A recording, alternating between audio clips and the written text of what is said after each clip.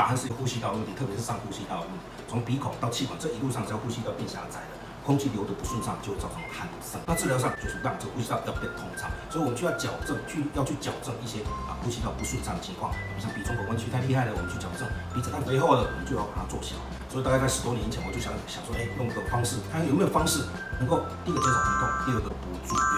不要全身麻醉做。所以我就在手术技巧上做了一些研究，那做出来的结果又很好，满意度都还不错。客人术后也不用住院，不过做了之后休息一下没问题，我就让他回家，定期来门诊会诊就可以了。所以我术后也没有再塞支取药物在鼻子里面，能够让病人比较合乎人性的、比较方便的回家能够保养，能够正常的用鼻子来呼吸。